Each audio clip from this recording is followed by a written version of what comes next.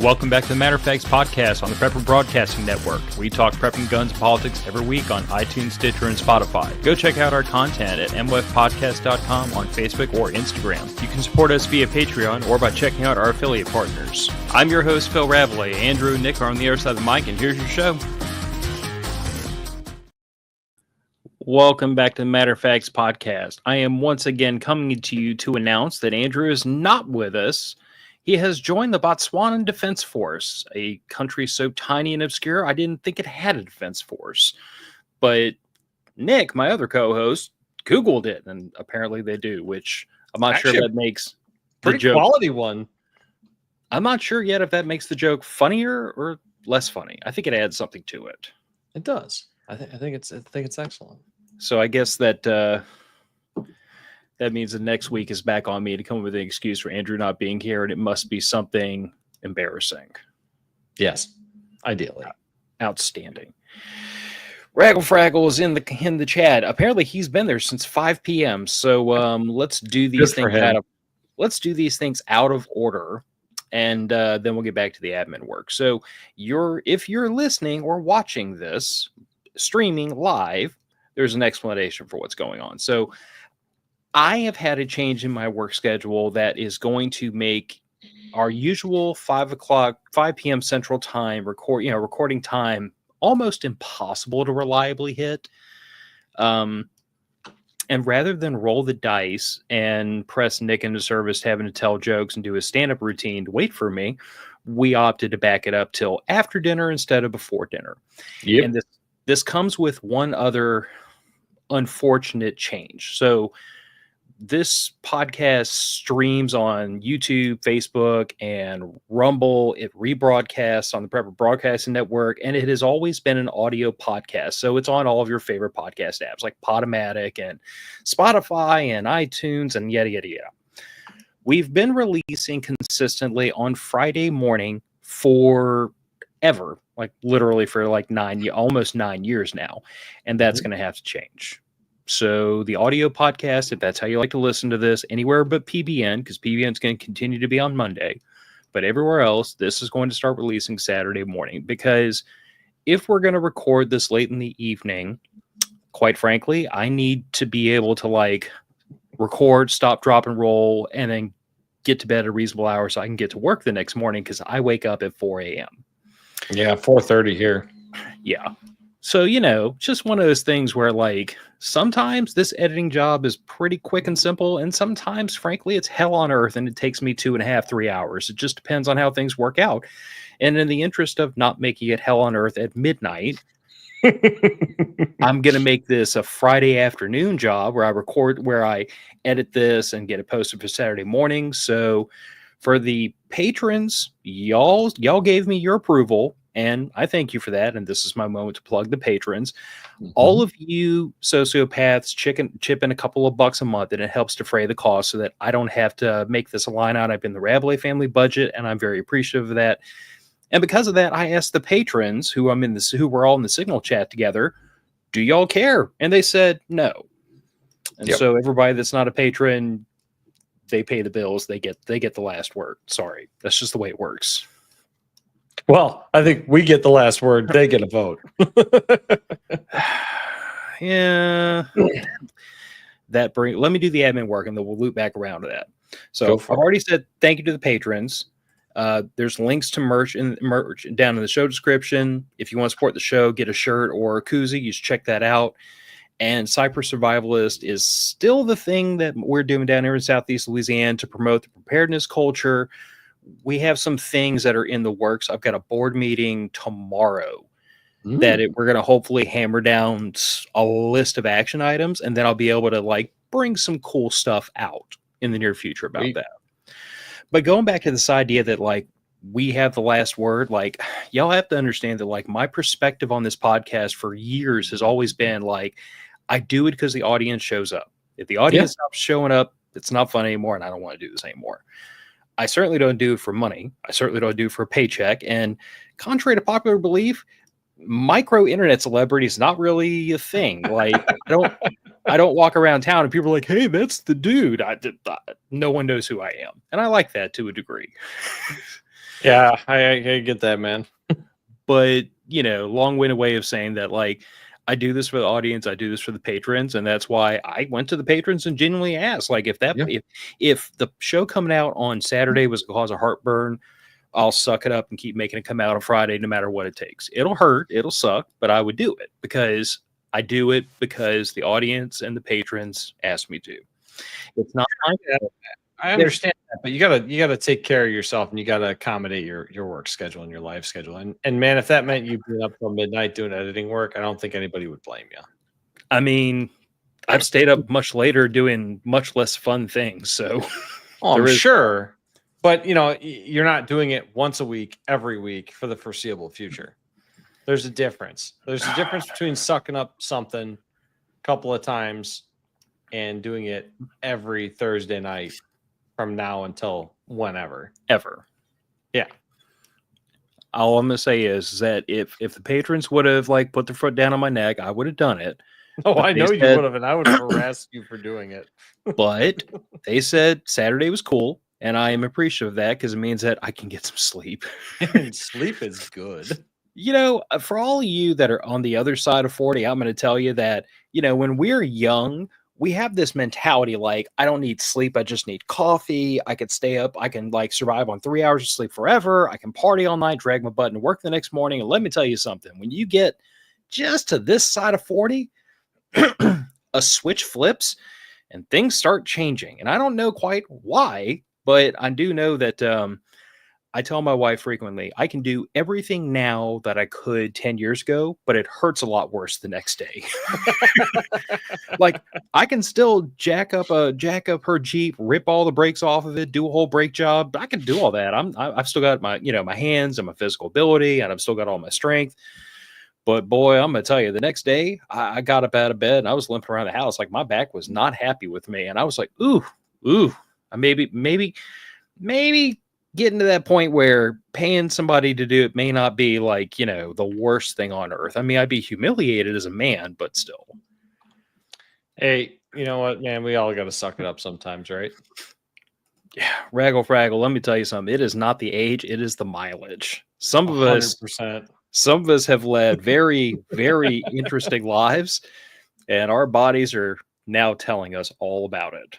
Yeah. There's stuff that probably should have gotten looked at a few years back. But yeah, no, man, you get up at 4:30 in the morning to get to work every day. You're not staying up late. Your body's just not going to want to do it. Yes. All right. So admin work done. 2 topics. A couple of weeks ago, this is what we call foreshadowing in the business. I made some lopsided comment about, wow, I sure hope there's another Trump slump and everybody, slacks off on buying guns and ammo, and I can use them in like a year or so. I can start loading up my reloading cabinet again. I can start buying ammo on the cheap because everyone's going to be like, yay, Second Amendment safe, like they do every time a Republican gets into office. And then today, one of y'all posted this in the Patreon group that Trump's tariffs are impacting foreign ammunition manufacturers. Well, yeah. Yeah, I know. Just, I mean, like, okay. I saw. Did anybody really not expect that to be affected? I saw it coming, but I didn't need the knife twisted. Like y'all could have just let me continue on in my ignorance. But like this is a phenomenal example of why I have said consistently year after year after year after year, no matter who is going to win the election, all of y'all out there ought to be stacking ammo, because every time we get to within this much of that November, ammunition prices start going up for reasons. Everybody gets a little nervous, and all of a sudden things start getting scarce on the shelves. And then depending on which way the election goes, sometimes everybody's like, and then ammunition floods back in the shelves and gets cheap, or it goes, and freaks out, and ammunition doubles in price for the next couple of years. So like, this isn't completely unexpected, but damn it, is it aggravating. Well, look, any time a government imposes new tariffs or new taxes, especially if it's on raw materials or any kind of foreign imports, it's going to hit ammo prices because, to be honest, brass is expensive. Lead is expensive.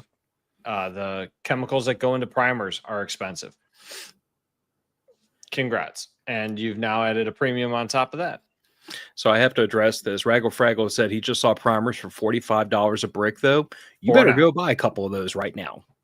Because unfortunately, what always happens in the ammunition manufacturing business, you have to understand that, like, there's only so many places. Time. Well, not just that, but like there's only so many places in the world that make powder, for example. Like all of your gunpowders, they're not made by guys with big luxurious beards in their garage. They're made in freaking refineries. Places like, names like DuPont.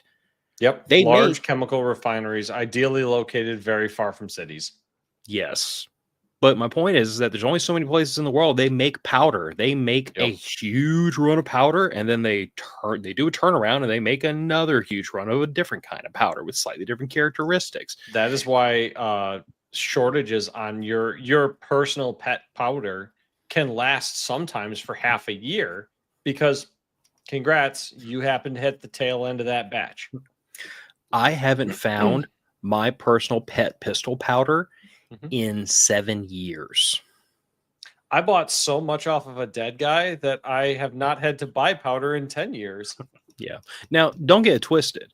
I've still got half of that 8-pound jug, and I have plenty of other stuff I can press in service load 9mm. I mean, this is a beautiful thing about loading pistol rounds is that when you have like a little zhuzh of like 4.5 grains of powder in your case, 8 pounds last a long time. But my point is that you're not throwing 0.6 loads or 300 Win Mag loads.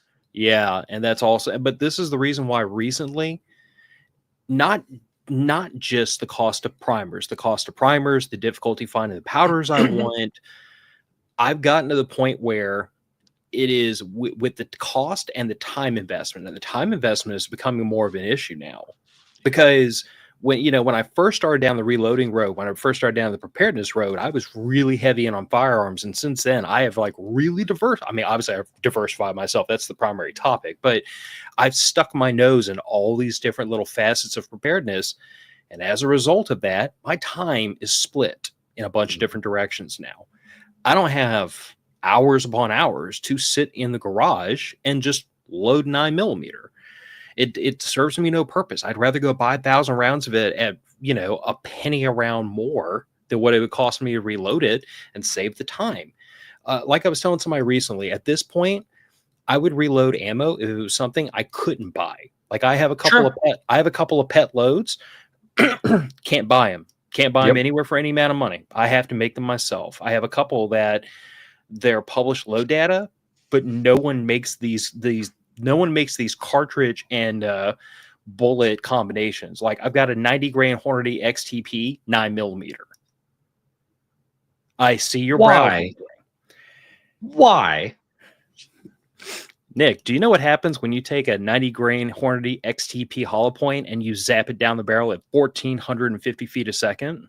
Other than messing up your barrel due to extra barrel erosion? No. Shot a bunch of them through my barrel. Not only is that the most accurate round out of both of my CZs, not only is it within SAMI specs for 9mm plus P, it is one of the most accurate loads out of a variety of 9mm pistols I've shot.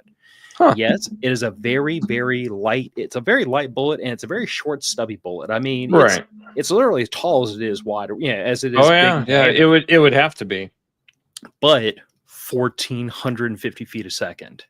That is impressive. When I was doing load development for this thing, halfway through the powder charges, I heard it go supersonic.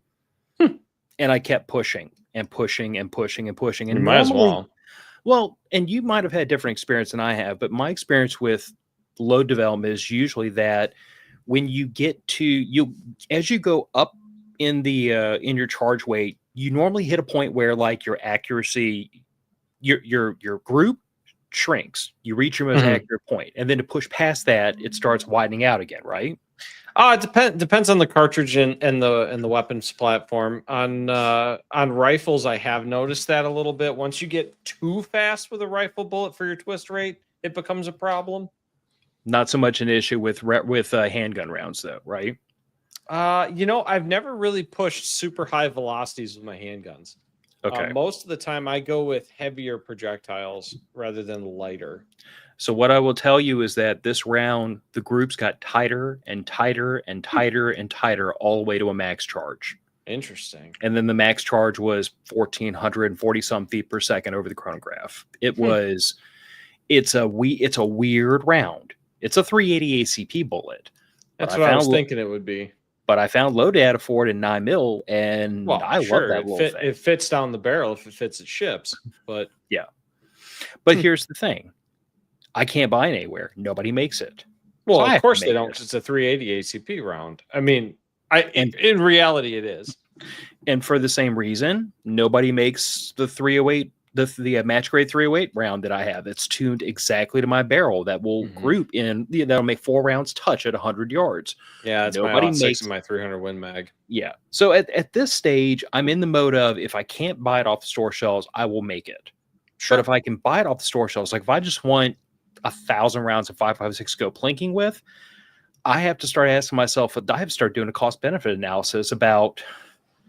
Well, 5.56 was always a hard one to even break even on reloading, just due to the amount of powder that you end up going through. Yeah, and the projectiles aren't the cheapest. I mean, they're not expensive, but unless you're buying them like 10,000 at a time, you're really not getting any kind of bulk discount.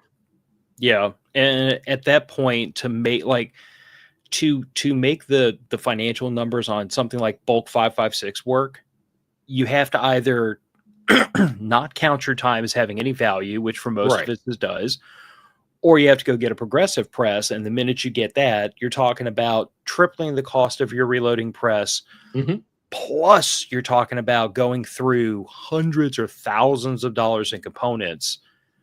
And I just don't have that volume of cash to stuff into that anymore. So yeah, I've gotten to the point where I'm going to start being very picky about what I reload. But long story made short, there will be no Trump slump, at least not for the time being.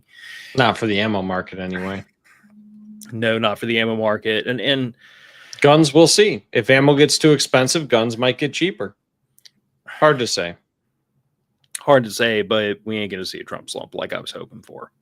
No, at least not in the ammo market, I don't think. Although, this is a wonderful time to point out that with the exception of a few people that I know, like the guys from Phoenix Ammunition, there are precious few companies here in the United States that load our ammo locally. And I don't believe there are any places here in the U.S. that manufacture our own powder or primers. So powder, yes. Powder, yes. Where? Wasn't Hodge? Oh shoot, I can't remember. I know for a fact Hodgkin was getting a lot of their powder manufactured in Australia. Were they? At some point, I thought a few years ago one of their plants caught fire in New Mexico.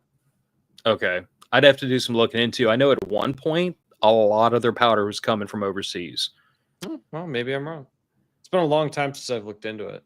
Now, primers, I'm pretty sure we don't have a local source of those, because I remember some scuttlebutt from the reloading community a couple of years ago where it's all overseas. Apparently, we get a lot of them from. Yeah, apparently, a group of people were like pooling money and getting loans, trying to see if they could get the EPA to allow them to make a primer manufacturer plant here in the U.S. because we didn't have one anywhere in the country. EPA wouldn't allow it. For whatever reason. Why would we need to make critical wartime materials here in our own country? That's some weird stuff. Yeah, we'll see. Does anyone make powder in South America? Let me look. Okay, you look, I'll start talking. So, the banner, the topic for the show. Phil learned a new trick. So let's start off with a bit of conversation before I start to screen share and like do a show and tell with y'all. I've done a couple episodes about my radio nerd journey, and radios are cool and fun. And everything I'm going to talk about today about software-defined radio or SDR is not meant to be a replacement for radios, because I think whatever radio service you like, you really should have at least a radio in that radio service. But I started dipping my toe into SDR mostly because when I did the communications class for Cypress Survivalist, I I talked about the radio services, some about the equipment. I talked a lot about comm security and signals intelligence. And over the course of doing that class, I realized that there were things I wanted to integrate into the class that I hadn't originally. So that was a chance for me to go back and do some more research and bring some new tricks to the table so that the next time I teach that class, it's got a little bit more meat to it. And y'all get to be my test dummy. So thanks. So that's what we're here for. So what SDR is, for those that don't know, software-defined radio. The idea is that if you have a radio, it has a transceiver in it, and it tunes according to the hardware. Software-defined radio means that you have software, a computer program that is doing your tuning, that is modulating your bandwidth, that is doing all of your decoding and all your modulating. It's all dealt with in software. Now, what this does is it makes, first of all, it makes SDR a fairly cheap thing to get into. All you need is like one of these little USB dongles, which you can get on Amazon for like $30, or you could spend like 10 or $12 more and you get this and some antennas and some other things that are fairly useful and are worth the money. And one SDR will get you into this weird little world of like abandonware and pet projects and radio nerd nonsense they put on GitHub. It's you have to be prepared. So to get into software-defined radio, you have to be prepared to like indulge yourself in a bit of a science project, because there is no like Microsoft SDR suite. It's a lot of these little programs that are just scattered on the internet that somebody cooked up and then put out there for the community. And they've had varying degrees of work done on them. You're going to have to do some fooling around with them to figure out how to make them work and how to make them behave themselves on your equipment. I've got an old Windows 10 loaded laptop. Doesn't take a really serious bit of hardware to run them, and this thing runs it just fine. But I will say that in between, like finding the right DLL files, some of which I had to go find on the internet and random places, getting the proper drivers loaded, there was a learning curve with this. If I remember right, you started playing with it about a week and a half, 2 weeks ago. About that, yeah, you got all the hardware in, and then you started dinking around with the software. Yeah, and by the time I'd gotten to just before last episode, I had a couple. I think I had 2 out of these 3 programs running. Okay, one was still fighting me, and it was still fighting me until Friday afternoon. I finally got the thing to like behave itself. That's a story all to itself. If I remember right, that was a driver issue, wasn't it? Kinda. So I had let's remind me later to address that when we get to when we get to RTL 1090 and the ADSB programs, because that was the one that was the most fun to get running. But in any case, so let's do this and start the show and tell. Let's do that. Me and Nick will go away for the moment. That'll work. So it's also worth pointing out, and let me throw this up real quick. That is the 2 of the antennas that came with the SDR. And those are currently sitting on the other side of my room, attached to my laptop. Neat. Now, kind of the cool part about SDR is, if I'd have been thinking ahead, I would have. Yeah, we'll do that. That'll work. That way you don't have matter of facts hanging across everything. So the thing about SDR is cleaner. Yeah, the thing about SDR and the thing that makes it a bit tricky to utilize is that you are 100%. I liken this very much to the difference between buying ammunition off the store shelf and reloading it. The cool thing about reloading is that you can make things happen that you can't buy. You can't just go buy off the store shelf. Like my analogy earlier about the 90 grain Hornady XTP and the 9mm round. But the problem is, if you don't take the time to fool with the software and tweak it and play with it, then you wind up not getting great results out. So like, that's why I started off by saying that I would never encourage someone to not get a radio. get a radio, get a couple of radios. You can scan frequencies with those things. You can hunt around. You can do all kinds of things. And in some ways, if I wanted to do what I'm doing right now, this is 98.5 FM, which is my local FM station.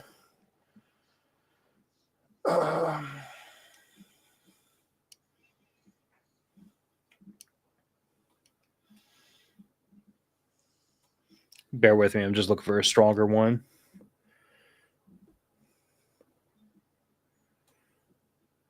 1019 is pretty stout.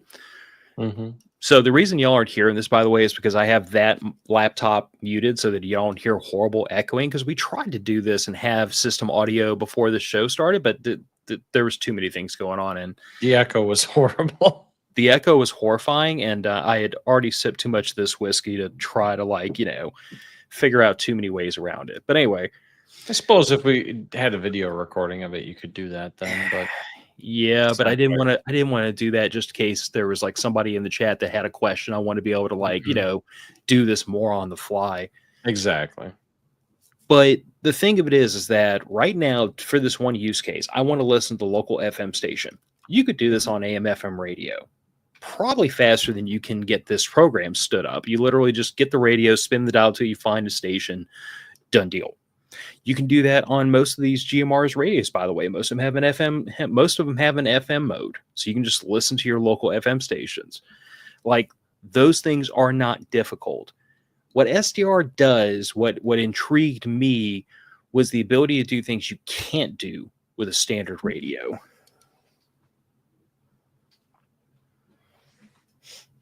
So looking at this signal, by the way, you can see on the right side of that band, there's a really sharp line right there, and it's pretty consistent, right?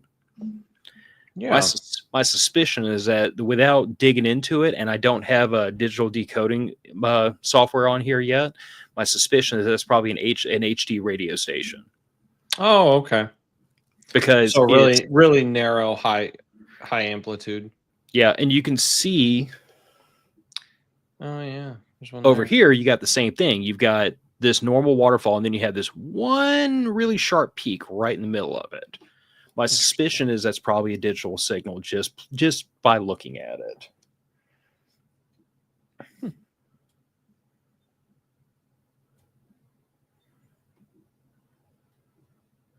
Okay, so you can do a little bit of signals analysis without even listening to it then.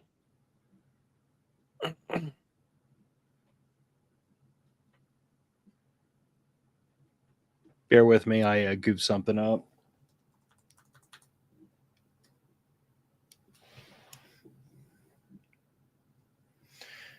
Yep, same thing here. You've got a little bit of a sideband there and another one over here on this side on either side of 105.3, which is one of our local FM stations. That's also the rebroadcast for 870 AM. So that's like our local talk radio station. But the thing of it is that if you look down in these waterfalls, there's obviously something on either side of that center frequency. And whatever it is, it's not FM modulation. It's a weird, just by looking at the waterfall, you can tell that there's something there. And this is one of those things that SDR allows you to do, is that it puts a face on what you're hearing. And it allows you to see things in the radio spectrum that ordinarily you would never have any inclination or there if you just took a radio dial and spun the tuning dial. Now, go ahead. So what, if that's not FM modulation there that we're seeing, those two rectangular peaks, what would you guess that is? Because I have honestly no idea. My guess, just from glancing at a little bit of experience, probably a digital signal. Okay, so a different variation, like a wideband digital signal, you think? Yeah, very possibly. Okay. But the only reason I say that is because you can just take one look at this and the way it's moving around and everything, and that is very obviously an analog signal. But then on either side of it, those are not analog signals just by looking at the waterfall. Yeah, it definitely doesn't look analog, but I was just curious. Like I said, I don't have digital decoding software on here yet. It's one of my action items to play with as I dig further into this, and that's kind of that's going to be a theme here, is that of the things I've already learned how to do with SDR, there are other things that I'm poking my nose further into, which some of it's like hobbyist stuff and some of it might genuinely be useful. But at the end of the day, to me, the real takeaway from this very first program, which by the way, this is SDR Sharp, and this is just your basic garden variety software defined radio package. It allows you to look at the entire radio frequency bandwidth all the way, I think, up to like 1.7 gigahertz or something crazy like that, all the way down in HF. Interesting. So with this, you can do things like listen to local AM, FM stations. You can check in on your local airport. If you switch thing to AM and you start listening to airband, you can start listening to the local ham radio nets on HF. You can start listening to. There's a use case for this, although this isn't really packaged to be able to do it, but there is a use case for SDR to use it to basically look for like hidden cameras and stuff, because they all usually they output on about 900 megahertz. Oh, okay. So you can like go take your local, go into, let's say, an Airbnb, unplug the Wi-Fi router, and then you can start with a little bit of attenuation and directional antenna, start looking around for signals coming from things that shouldn't have Wi-Fi signals coming out of them. Interesting. So that actually could be fairly useful then, especially say if you do happen to stay in a lot of Airbnbs, or if you're just looking to find other people that are broadcasting around you in a situation where you're trying to grab local intelligence. You can, you've got your published radio stations, so you can eliminate those right off the crack. You've got your published ham repeaters, GMRS repeaters, FMRS, and I think there's like one other one. But if you see anything outside of that, could be worth a listen. Yeah, and more importantly, like obviously I've got the audio disabled on this, but for most of these signals, if I wanted to listen in on them, all you have to do is click on that speaker icon, and then whatever your frequency is centered on, you'll start listening to immediately. So what SDR Sharp does in a nutshell is I have to address this. Jim, I never get the notifications. All right, so YouTube shenanigans. Yeah, I mean that's YouTube shenanigans, but we did move the recording time for the streams from now on from 5 p.m. Central back to 7:30 Central on Thursdays, and that'll be a thing from now on. Yeah, it's just going to be at 7:30, just so that we can give time for everybody to get home from work, have a bite to eat. It makes everybody's life a little easier. Yeah. Most importantly, it gives me time to actually get home from my new work schedule. That's true. Otherwise, he would have to be broadcasting from the road in his car. Not a good idea. But yeah, like I was saying, so that's kind of SDR Sharp in a nutshell. Broadcasting from the car a ticketable offense? I know being on your cell phone is, but I don't want to find out. Being on a laptop? I don't want to find out. Interesting. I don't want to find out. You can try it in Illinois and let me know. I'll consult my attorney instead. It'll be way quicker. Everything is illegal in Illinois if it's even remotely fun. You know this. That's not entirely inaccurate. All right. So like I said, that's SDR Sharp in a nutshell. SDR Sharp will let you creep in on all of your local radio frequencies, and not just FM, AM, wideband, narrowband, single sideband. There's one other, but it'll let you hunt through the radio bands and look for things so that you can listen to them. And as long as you have the appropriate software, like I said, I don't have digital decoding software yet. It's on the list, but if I did, then those couple of sidebands that we were seeing on either side of the FM stations that I'm pretty sure are HD radio signals, we could have poked our head in and listened to them, or really any digital signal. Interesting. So what SDR Sharp does is it gives you kind of a base layer. It is, in many ways, it is a hobbyist. I just want to play around with this new thing and see what I can see kind of thing. But I do feel like it has the capability to offer you information, and information's always useful if you find a way to use it. Yeah, even just knowing there's a signal out there, even if you can't listen to it yet, you know to look for it in the future to listen to it. Yep. Remember me telling you about Radio Nerd Abandonware? Command line. Yeah. Love it. Oh yeah, this definitely looks like one dude did it in his basement. Almost certainly, but give me a moment while I make sure I've got this spun up. So this is a program called SDR Trunk, which years and years ago, you could give me a second. I can't multitask that well, apparently. That's all right. PCG was saying that there's a wiki that helps you identify radio signals, examples of sounds, waterfall images. He's going to send the link over. So that would be fantastic. Cool. Thanks for looking out, Mem. Oh, and for anybody who happens to run across this, PCG, Partisan Comms Group, the Comms Syndicate, if you're into radio nerd stuff, those are my radio nerds. They are like, going to cost me a significant amount of money. I mean, they might cost you a lot in ham gear. I'm trying to cost you a lot in night vision. So, somewhere between the two of us will balance. I know. But I'm just saying, like, if I have radio questions, those are the boys I go to because they put me to shame by far. They absolutely have a phenomenal knowledge base. Yeah. But so this is a program called SDR Trunk. And yes, Nick, it was probably made by one person in their basement. This is not Microsoft levels of polish, but I have found but it looks very functional.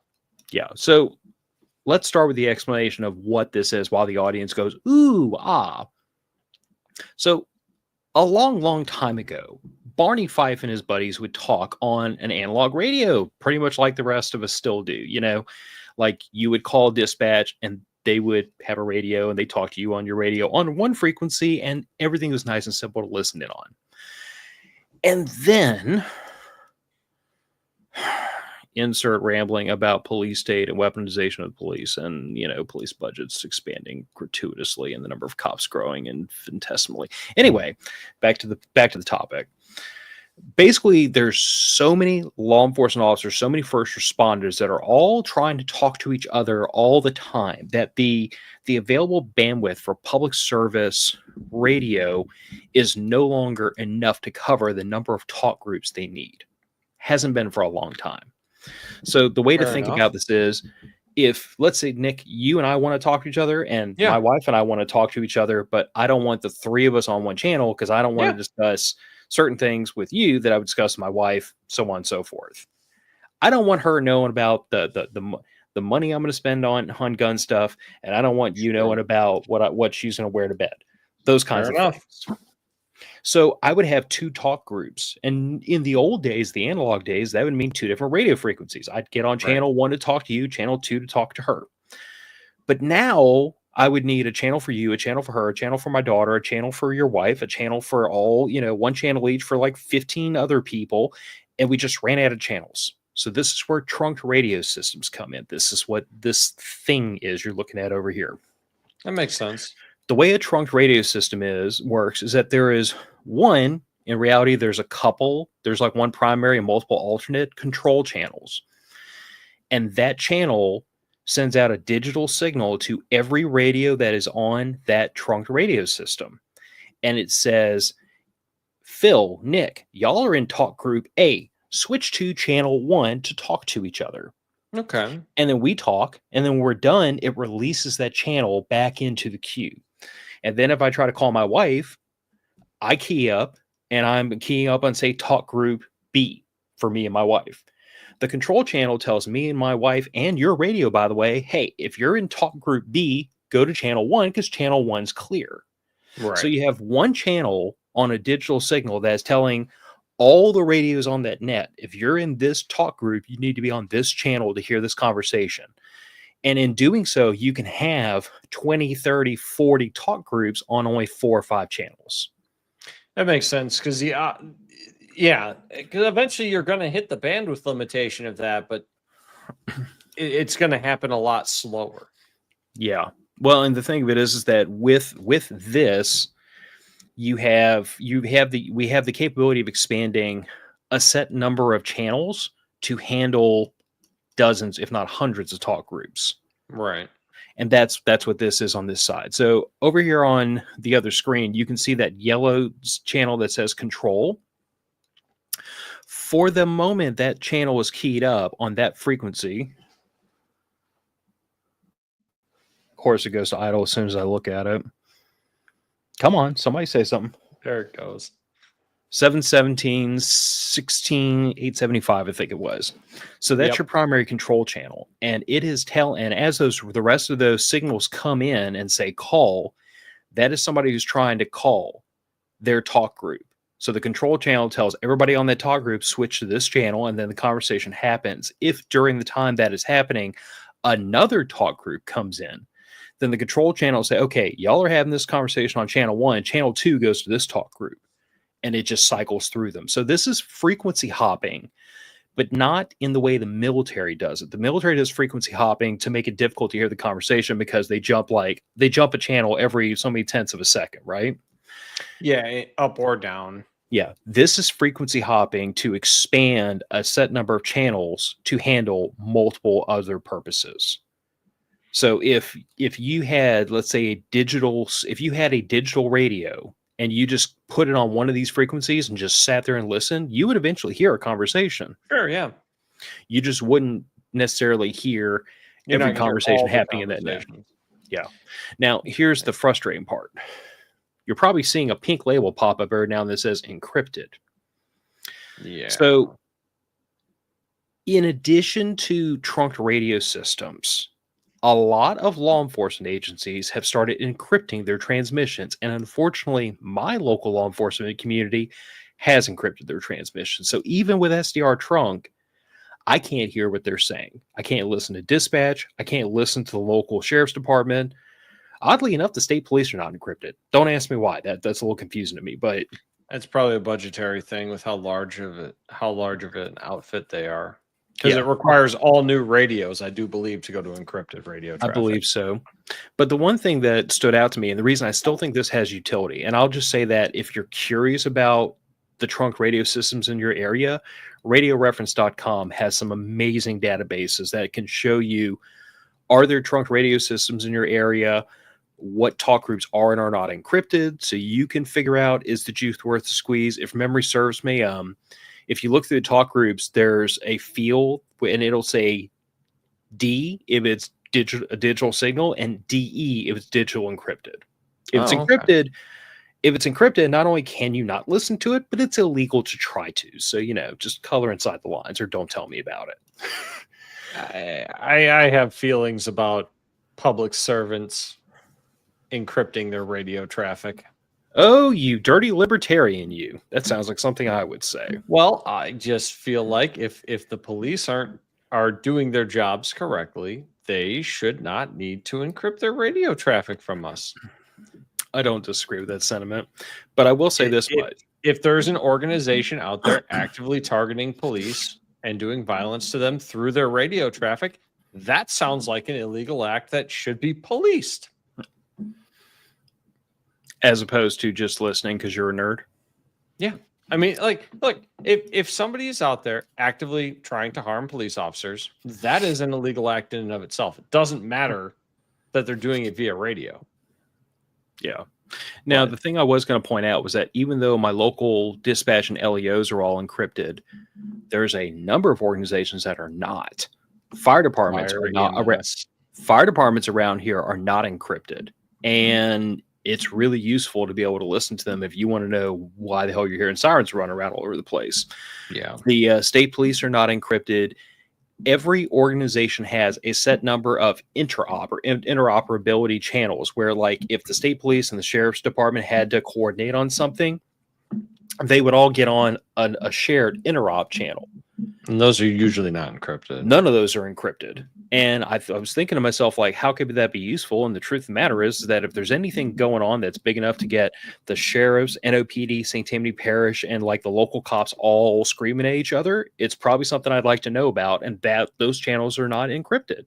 That's fair. So, like, to me, this should come as no great shock to anybody who's known me for more than 15 seconds. This is an intelligence gathering apparatus to me. This is the ability to fire up a laptop, plug in two SDRs, because you need two of them, unfortunately, to make this particular. You need one to read the control, and you need one to read all the talk channels. Yeah, actually.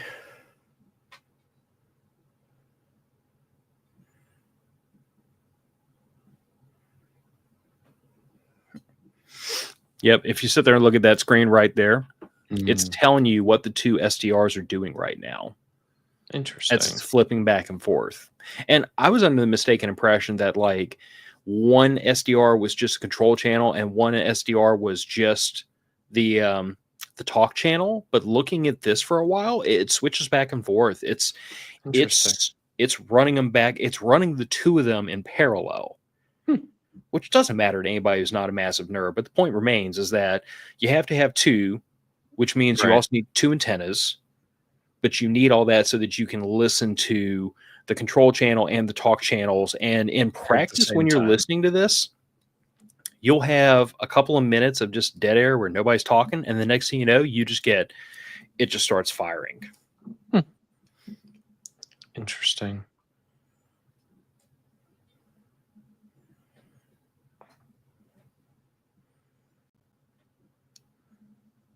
So yeah, that is SDR Trunk. There's also another program called Unitrunker, which some people prefer. I didn't fool with it. This is the one I latched onto, and you'll find that there's not many of these programs. I'm going to say this is the one to get because truthfully, this is the one that worked on my ancient old hodgepodge laptop.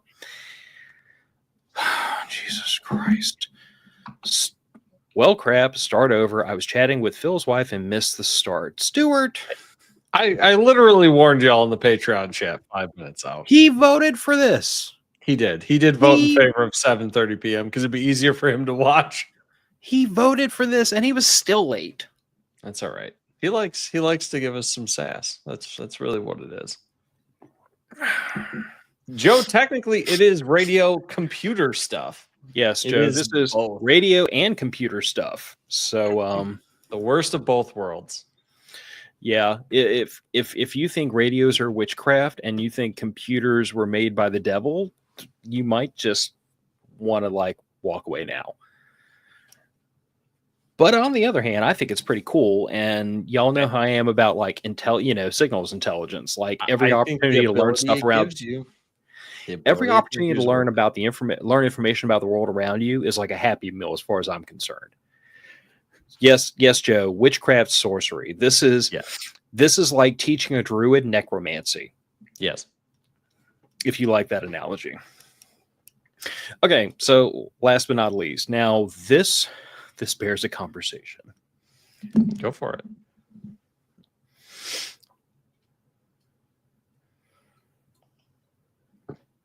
Cool. So this program was the bane of my existence for several days.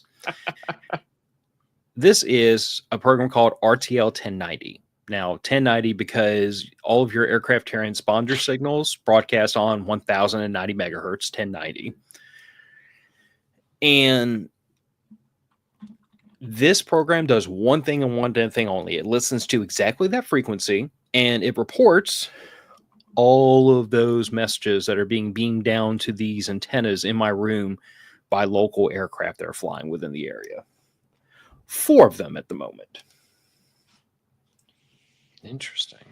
And if we want something that's like kind of useful, we could flip over to this table view where it's coalescing all those signals into a list of the aircraft that it is tracking. And then if we want something slightly more useful than that, we can fire up the scope,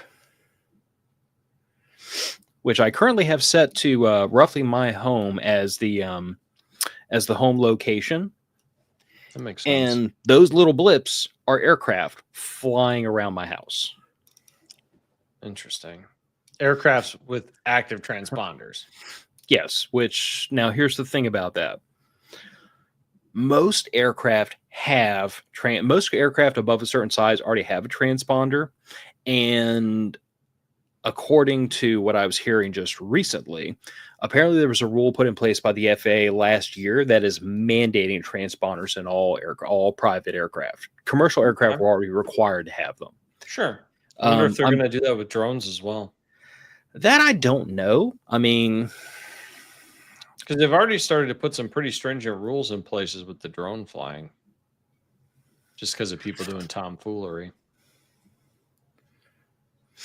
Yeah, but like I said, that is RTL 1090 in a nutshell. You can see a visual map representation of my local area. I could actually reset the home location anywhere I wanted, or I could just scroll around.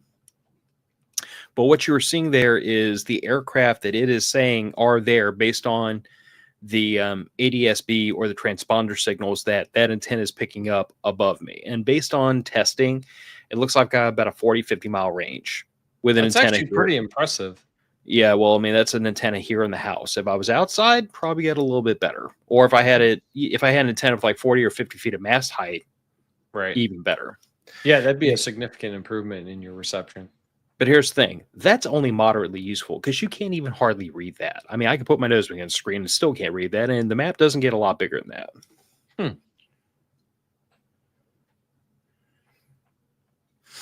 Until you fire up this other program called Virtual Radar Server. Oh, so you have to run one to run the other? Yeah, so RTL 1090 actually snatches all those messages. All Virtual Radar Server does. So somebody made a better overlay for 1090. Actually, it made a better overlay for this and for another program called Dump 1090, which does roughly the same thing. But Bob's your uncle. Oh, look at that. That's very useful. And now I can click on that and tell you that is a 737 operated by Southwest Airlines. I could even tell you that. Interesting. Apparently, it took off from Louis Armstrong and it's heading to Nashville.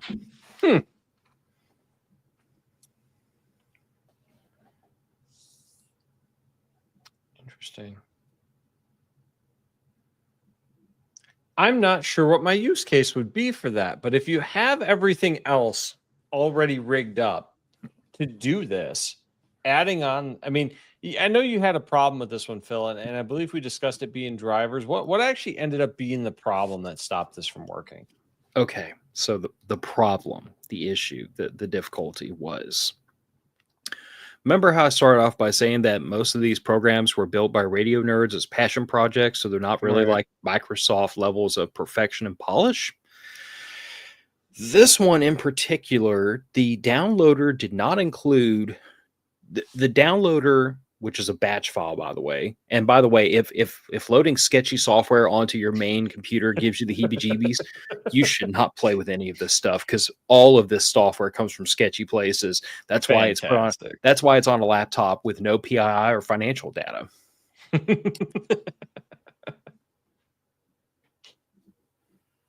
You just had a plane appear out of nowhere.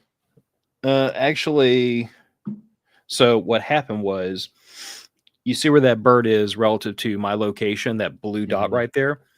It's probably because the antenna is right outside of a window. So, but it's only flying at 14,000 feet too. So anyway, but, so what happened was the downloader for this was a batch file, and that batch file apparently goes to different places on the internet to download different driver packages, DLL files. And two of them. Oh, that's all kinds of sketchy. I did start off by saying that. Now, I will say that these packages are fairly well known in the SDR community. So, like, there are certain places where it is fairly safe to go to for these things, because the community would have screamed bloody murder about it by now. And all the packages I'm using, like, none of these came from like Russian spoof sites or anything. Like, these came from pretty well accepted by the SDR community places. Okay. But two of the DLL files had to be downloaded, and they were directed at dead links. So I was missing, I think it was libsub.dll and RTL SDR DLL. Okay. Now, I followed the instructions I found in another guide about where to go find them. And I downloaded those DLL files and put them in there. And RTL 1090 promptly did not work. Like, categorically refused to do anything. It would connect to the SDR. It would not find any aircraft. And I had no gain control. Interesting. So you can see here, like, there's my gain, right? And here's a little slider with a gain. And tuner AGC and RTL AGC, that's the automatic gain control. Right. Well, those were both, you could turn those on or off, but you couldn't turn the gain up. So what was happening was something in the DLL files was screwed up. And as a result, the gain for the SDR was set at 0 and could not be raised. That's not helpful. And even when you set to automatic gain control, the gain would not raise. I literally brought this setup outside to Lakefront to the New Orleans Lakefront on the Mandeville side. I had an aircraft flying over my head, and this thing couldn't pick it up. Well, I mean, if the gain is set to 0, then you read nothing. So in the course of trying to troubleshoot that, and this is a cautionary tale for all of you that want to play with this stuff, I had 2 different SDRs, tried them both, that didn't work. I had 5 different antennas, including this one that I purchased that is tuned for 1090 megahertz, and by the way, works very well. It's just a little bitty thing, screws right on the end of the SDR. I'm currently using the little dipole that came with it, and I've tested this and that back to back, and they literally track the exact same number of aircraft at the same time. Like, this might work well, and this is certainly convenient to just be able to like screw into an SDR, plug it in the side of a laptop when I'm sitting outside and not have like, a cable and an antenna and stuff to set up. But this was not any better than that dipole with the dipole's length set to what it needed to be. But anyway, it occurred to me in testing 2 different SDRs, all the different antennas. I tested RTL 1090 and Dump 1090, so 2 different programs. Kept having the same problem. And then it occurred to me, the drivers. That's the one thing that was common in all these, because what I did in an effort to like stupid proof my installs was that when I installed SDR Sharp, it is installed into its own directory with its own DLL files, with its own driver packages. And then when I did SDR Trunk, I did that in another drive with another set of drivers, with another, like, I copied all the drivers and everything that worked from SDR Sharp because it worked. And I made another directory, put all that stuff over there for SDR Trunk, and I loaded that. But I had these 2 things completely compartmentalized so that one wouldn't screw up the other. And I did the same thing for RTL 1090. Except when I did RTL 1090, I didn't copy those 2 DLL files from the other programs that I knew they were working for, because like a smart guy, I followed the instructions and got them from some weird place on the internet. So when I grabbed those 2 DLL files from the SDR Sharp folder, because that one was working, and I dropped them into RTL 1090 and hit the start button, it ran perfectly, tracked 5 aircraft. Interesting. I wonder if you just got a bad file or a corrupted file for those 2 DLLs. That's kind of my suspicion. One or both of them was corrupted. The best I can tell you is that, like, learn from my stupid mistake. And I don't think there's anything necessarily wrong with having like compartmentalizing these install packages in different drives and doing a copy paste of those DLL files. That way each one has their own, they're all running independently of each other. They can't fool with each other. But I would say that once you have a program, like once you have SDR Sharp and it's running and it's behaving itself well with your SDR, if ever you install another another program and it needs those DLL files, copy paste it from SDR Sharp. Okay, you know those are working. You know they're playing well with your SDR equipment. Don't do what I did and have to learn the hard way, because that was like several days of why isn't this stupid thing working? And unfortunately, those files are kind of a black box unless you really understand the coding. Which I don't.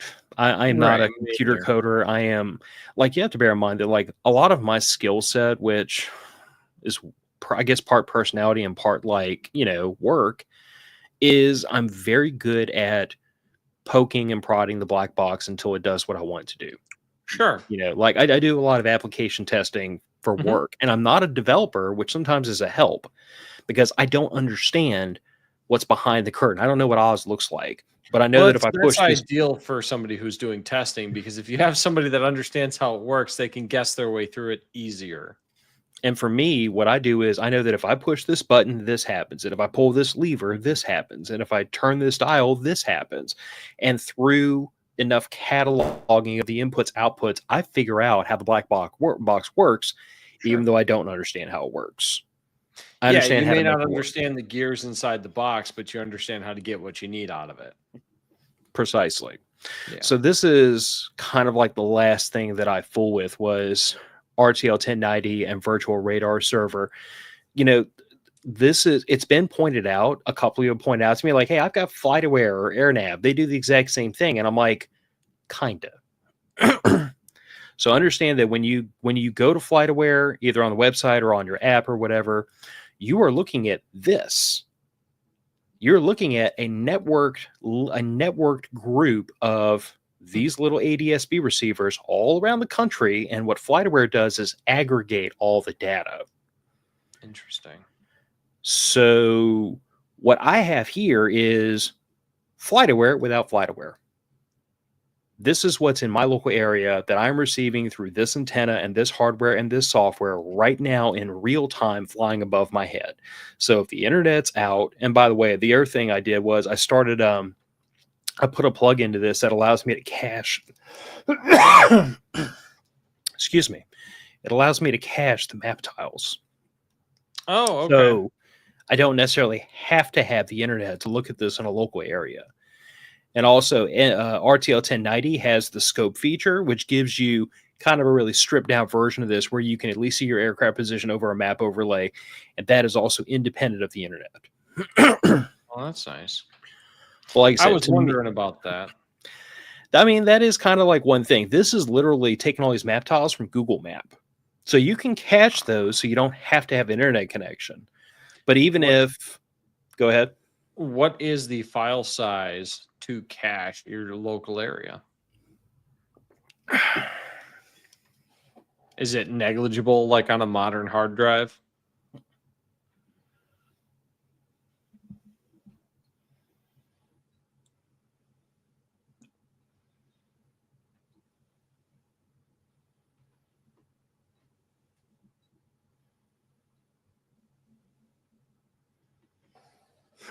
Oddly enough, it hasn't requested anything in a while.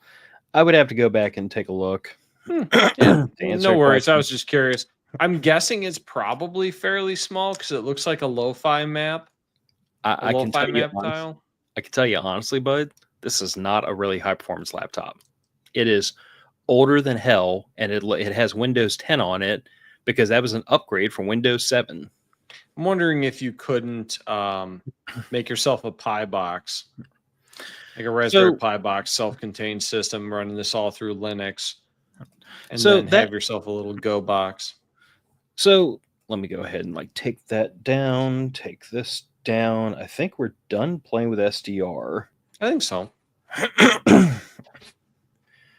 So what I was going to say was it's actually not uncommon, especially for the ADSB reception, to run these off a Raspberry Pi. Pi 3s most commonly. I mean, it doesn't take a tremendous amount of horsepower to just log that data and then upload it to a website or, put it on a sheet or something. That's not difficult. That's commonly done with Raspberry Pis. Mm-hmm. I've actually been looking at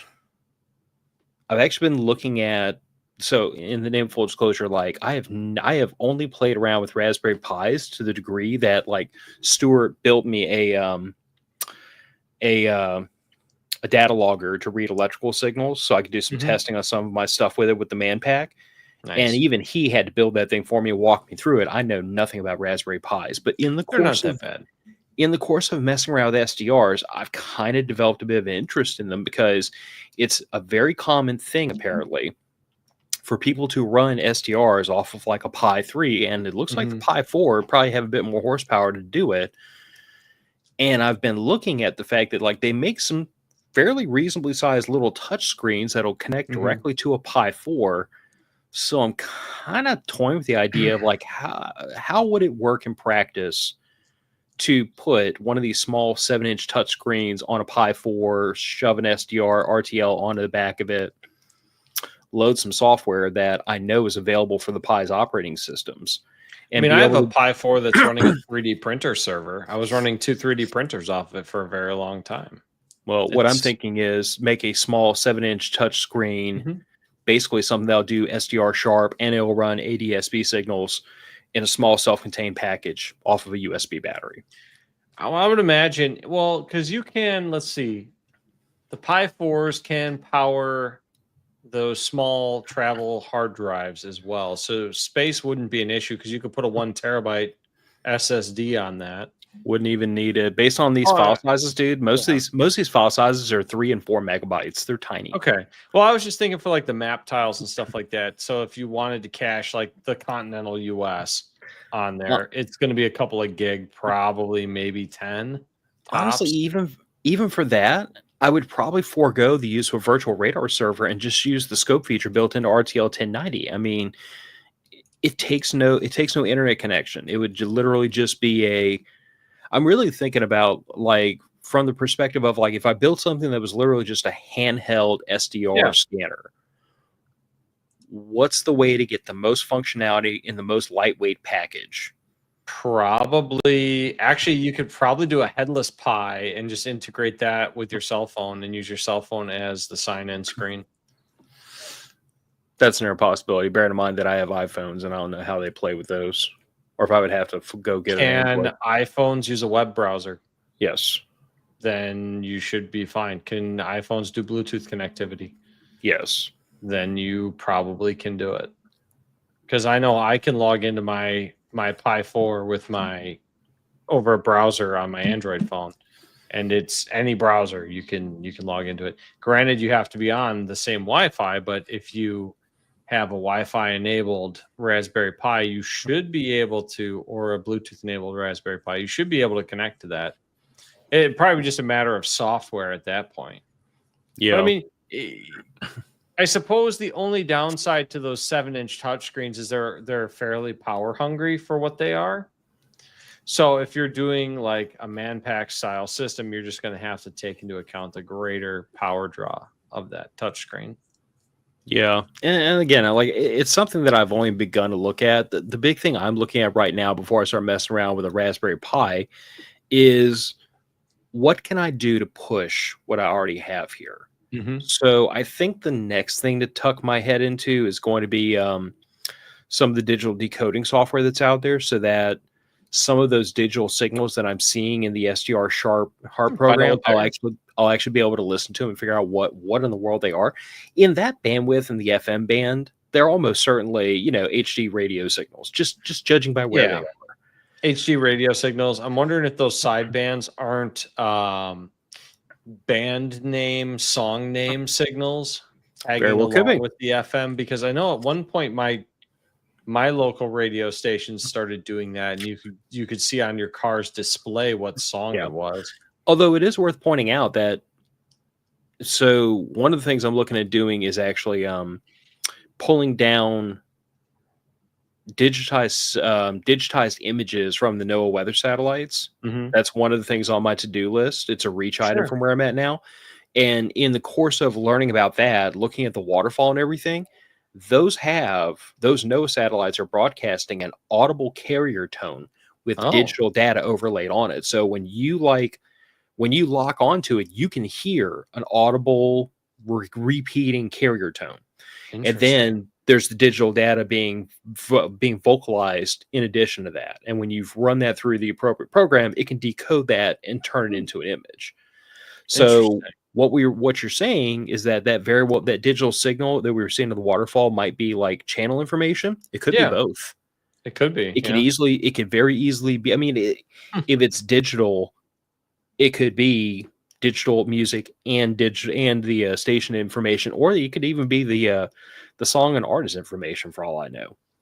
Yeah, that's fair. I mean, that NOAA satellite picture information would be phenomenal for weather, for especially during hurricane season for you guys, live weather updates when the power's out? So yes and no. There's some limitations with that. The NOAA satellites, what I can do with the equipment I have is I can download the APT images that are being beamed down on, roughly speaking, I think they're in the VHF band, if memory serves me correctly. 140 megahertz, give or take, 146, 147, somewhere in there. Those NOAA satellites are NOAA 15, 18, and 19. Each one operates on a slightly different frequency, but I can literally catch those with these rabbit ears with the ear set to 120 degrees to the right length, so it's resonant. Right. And with the software I already have, I'm really just waiting a couple of days for the next satellite pass, because that's the thing, is that these are low Earth satellites, low Earth or orbit satellites. So I have to wait until the next pass comes pretty close to over my head before I can give it a whirl and see if I can catch it. How often do they come through? It'll come through twice a day for several days, and then the path will drift further away from me. So I would get a couple bites at it every month. Okay. Well, that could still be useful. It could be, but what I was going to say was that the APT signal is kind of low resolution. I mean, APT, and forgive me for not remembering an hour and 10 minutes into the show, I probably should have looked it up and had it written down someplace. But this is an amateur operation. APT standard was state of the art in the 1960s. So the resolution is fairly low. There's a lot of noise in the signal. Those satellites also broadcast on L-band, which is a microwave. Those images are very high resolution and very nice, but you also need a small satellite dish to pick them up. You would. Now, that being said, there is a YouTube channel out there called Save It for Parts.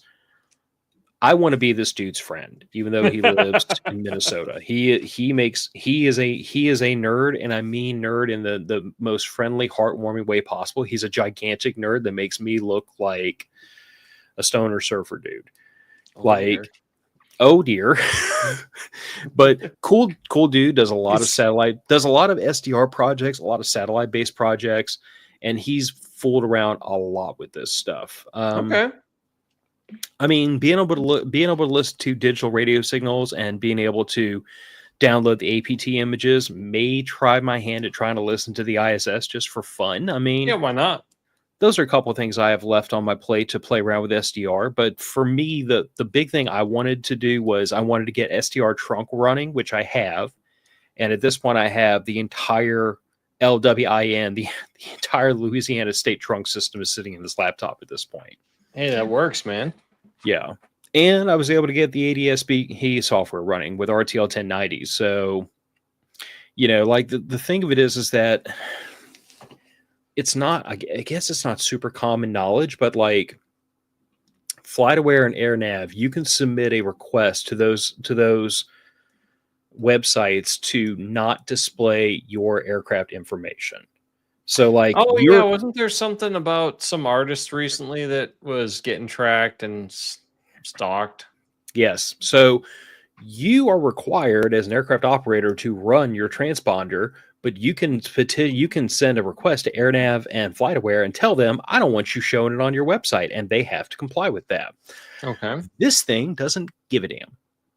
They're sending the signal out. I can track it. Now, I probably won't be able to figure out who it is, but I can figure out what kind of aircraft it is. I can look at their tail number. I can look up the information about where they've been and where they're going. So, like, to me, the biggest thing about... It's a fair question. And I did answer him in the comments that it's information gathering and signals intelligence. That's really what it comes down to. I'll cut Stuart some slack on this because by his own admission, he was horsing around with my wife, which is why he missed the front loading on this, where we talked about like why I dipped my toe into this. But just for the people that came in late, like this came about because when I taught the communications class for Cypress Survivalist, it occurred to me that I wanted to push the signals intelligence portion of that class further and offer more. And, we talked a lot in that class about like using your radio as a scanner. We talked about different opportunities to gather signals intelligence from your local area. And then it occurred to me that SDR gives you the ability to find more information about the radio frequency range in your local area. And whether or not that's useful is a question of, can you make that information useful? Can you find that information? But what this gives you is the ability to find those signals that no scanner, no handheld radio is going to be able to find. Like the point we raised very early on was, if I want to listen to like 105.3 FM in my local area, that radio back there will do it. An AM FM radio in a car will do it. Like, you don't need this. But as we were looking at that, we started seeing, oh, there's a digital signal here, and there's a digital signal there, and there's this, and there's this, and there's this. And those are all things that an AM FM radio would not have shown you, but you can see them with SDR. And a handheld FM, AM, ham radio is not going to show you that. Yeah. So like I said, like, this is not, to me, this is not a plea to like throw your ham or your GMRS radio in the trash, because your ham and GMRS radio are going to do things that your scanner will do things more efficiently than this will. But what SDR gives you is a window into a world that the other pieces of equipment will fall short on, because the simple inability to graphically represent the entire radio frequency from HF all the way up to almost microwaves, that is something that even your high-end HF radios that do have a waterfall, they're not going to be able to show you VHF, UHF, and so on and so forth. Interesting. I mean, I can see where it would be useful. I don't know if I will personally get into it. I have too many things going on in my life already. But I can see where, as a radio guy, I can see where it would be intriguing, and I could see where it would be useful, at the very least, to find out who's talking where, when, and potentially how you could listen into it. Yeah. And I wouldn't even count myself as like a radio guy. There's guys that know plenty more about all this stuff than I do. For me, it is more of a, like, if you want to justify it as a curiosity, it's like $40 to get into. It's stupid cheap. This is not a price restrictive hobby. If you want to justify it as a hobby, there is all sorts of depth to how far you want to take SDR if you want to continue to pursue it. Because once you have the hardware, then the only thing left is the software and the implementation, and, you know, just learning more about it, learning how you can apply it. Right. And if you approach it from the perspective I do of, is an opportunity for signals intelligence that not many other things in this price range will give you, then it's another tool in the toolbox. I can tell you that several years ago, during the Summer of Love, we all remember that, there was a protest happening in New Orleans, down on the other side of the lake. We didn't really have any expectations it was going to threaten us up here on the North Shore. We really didn't. We really weren't super concerned. But I did have a little bit of a concern, because if that protest had come up the bridge and jumped into our part of town, we're only 1.5 miles from the north end of the bridge. Okay. So it would have been really nice to be able to listen to the local first responders, the local fire department, the local interop channels, the local state police, and just have that extra intelligence gathering apparatus there to tell me, is there something about to happen that we should know about before it comes to my doorstep? Yeah, is there a situation evolving? Yeah. I mean, ultimately, like, that is always my thing is, I want to know about problems when they're way out on the other side of the horizon. That's what SDR is to me, is an opportunity to gather intelligence when the problem is way off on the horizon before it's a problem that's on my doorstep. And then I get extra time to decide how to deal with the problem. Or is it even a problem worth dealing with? And here's the beautiful thing. This falls into the same bag as the guns, the ammo, the food, the everything else we do in preparedness. Because if a bad day never comes, I'm still going to shoot the guns because shooting's fun. I'm still going to shoot the ammo up because it doesn't go bad. I'm still going to eat the beans and the rice eventually. I'm still going to play with SDR. True. We waste plenty of money on things that don't have the capabilities this could potentially give you. Okay, Stuart, because I love and respect you as a mentor, I'll go through this. Some yes, some no. So yes, if you're curious if the if you're curious if the trunk radio system in your local area is encrypted or not, go to radioreference.com and you can do some looking into about what trunk radio systems are in your area.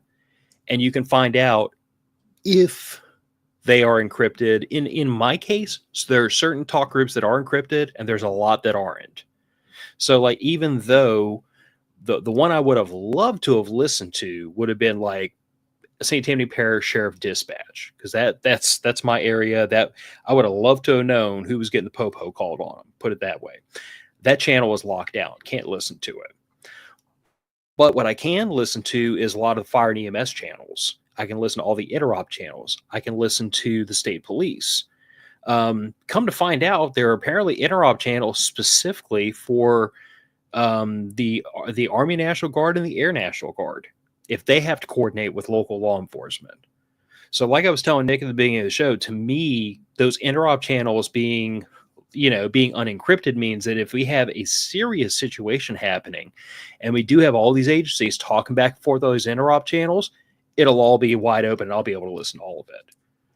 At the very least, you'll be able to gather the information they're sharing, if nothing else, which is fantastic, because that's probably the most important information. Yeah, it's one of those situations where like it's slightly disappointing that I won't be able to creep in on all these encrypted, talk channels during normal times. But it does tell me that the channels that are unencrypted are the ones most likely to be used if all hell is breaking loose. True. So it's kind of like, as a hobbyist, oh damn, that sucks. But then as the tinfoil hat wearing prepper guy, the fact that the channels that are unencrypted are the ones I really want to listen to when they're talking on them, that's kind of a happy meal. So anyway, that's SDR. It's a collision of like nerdery, of radio sorcery and computer nerdery.